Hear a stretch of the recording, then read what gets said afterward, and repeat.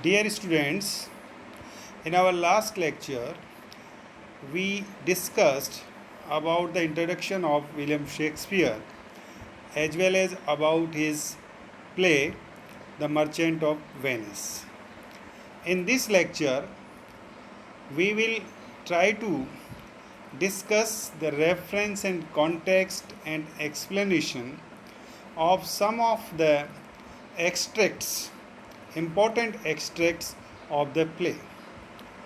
Today, we will discuss only the two extracts which are from Act 1, Scene 1 and Scene 2.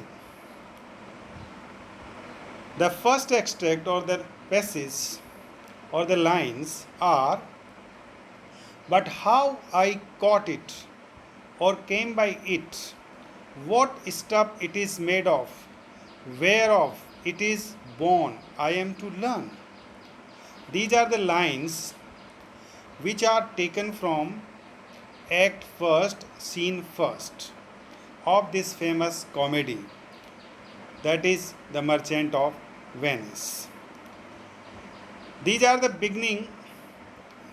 lines of the beginning scene of the play, and we see that there is a discussion, there is a talk between Antonio and Bassanio.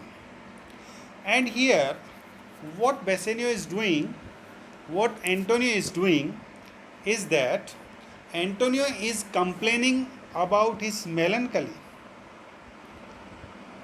That is, he is very much sad, he is anxious, his mood is very dull. And this melancholy is actually the keynote of the play, because the Bond story that is going to shape the tragedy in the play, Antonio doesn't know why he was so sad. So, in these lines, he says, "How I caught it or came by it." He doesn't know from where he caught it and how did he come by it, what stuff it is made of. He also doesn't know of what material this sadness is made of and from where it has come. So, this is what Antonio wanted to know, कि why I am so sad, why my mood is not okay. We can say, we understand, because we have read or we have discussed the brief story of the play also. So we know that perhaps it was because it was habitual to him. He was habitually sad. He also apologizes for it to his friends, saying that his melancholy mood has wearied him too much, as well as others. That is, he is also bothered about this mood, but nothing is in his capacity. He doesn't understand anything about this, about the reasons to why he must be looking so stupid and a dull person. So, this is the explanation, or this is the meaning of these two or three lines of the first act, Scene 1. If we see the importance of the lines, these lines, or critical notes, if we try to find out, then we can say that during the progress of the play, we will come to know that his sadness or the melancholy is resulting from the thought. And what is that thought? The thought is that Antonio knew that his friend Bassanio has fallen in love.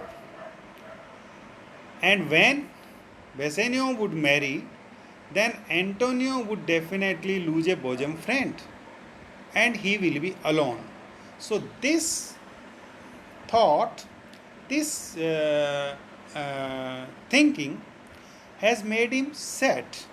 This we come to know when we proceed the play. Some critics believes that the melancholy mood of Antonio actually explains the readiness with which he signs the bond.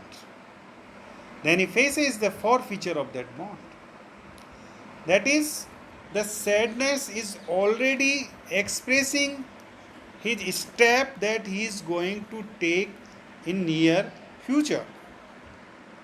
So, in this way, we can explain these lines and we can know the importance of these lines in the play. Now, let us go with the second extract. Second extract is also from Act 1, Scene 2.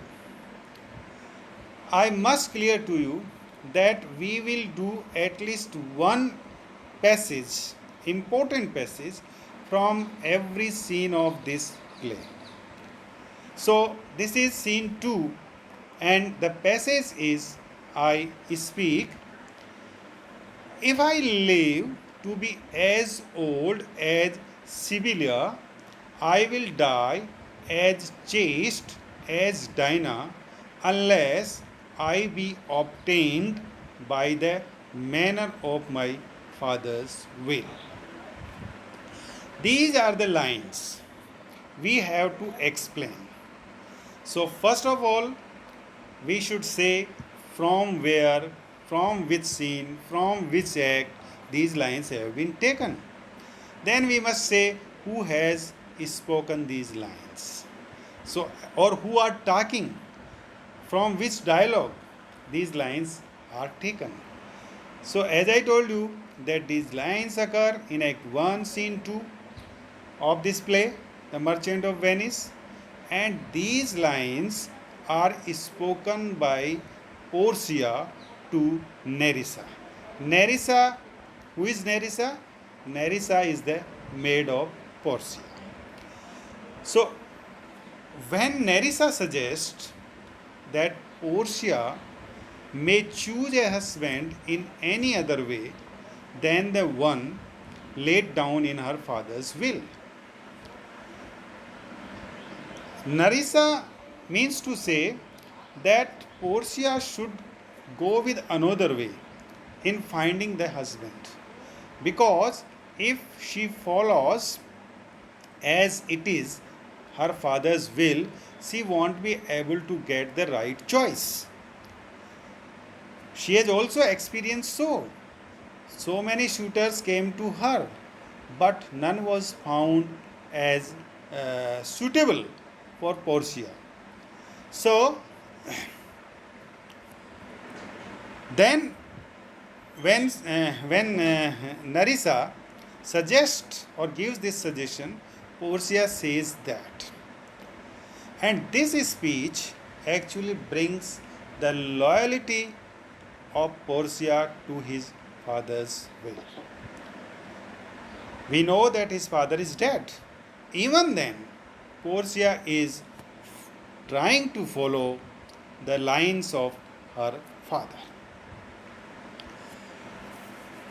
She is very much abided by her father's will. As I told you, so many suitors came to her, but she said to all of them that she will never go against her father's will. And what was her father's will, we should also understand. And we have also gone through the story of or the summary of the play. The reason was that her father decided the 3 caskets, and in one of them there was the photo of Portia. So there was a condition that any suitor who wants to marry should first choose the one of those caskets, and if he chooses the right one, that is, if the casket that he chooses has the picture of Portia, then Portia would marry with him. So many princes of the different states came there, but no one won the heart of Portia through this trial. So here in these lines we have to see, uh, I live to be as old as Sibylla. Portia says that she would live as old as Sibylla, and she would also die as chaste or as virgin as Dinah. Sibyl of Cumae, she lived she lived very old, but she didn't marry. And Dinah also remained virgin. She also didn't marry for all the life. So here there is a comparison. Portia compares herself with Sibyl and Dinah. And the meaning is that she agrees or she accepts the life of Sibyl of Cumae and life of Dinah, but will not go her father's will.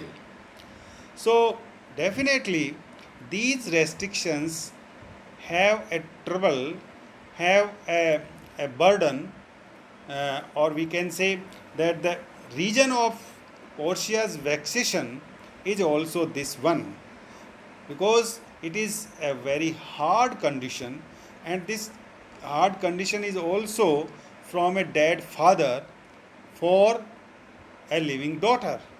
So to curb the will of a living daughter, this was the condition which was laid by her father. So this was definitely a kind of trouble for Portia. We see that in the first scene, Antonio is very much sad, very much grieved. Here in the second scene, we find that Portia is also very much sad because she is not finding the right choice for her husband. Dinah is the moon goddess who remained a virgin, being invulnerable to the passion of love. That is, she never accepted the passion of love. And as I told you, these lines definitely express the faithfulness, the trust towards her father. And about the cascades, I have already explained to you. So, in this way, these two passages from the different scene of this play we have tried to explain. You have to also attempt 4 passages in your examinations and their explanations. So we cannot go the play by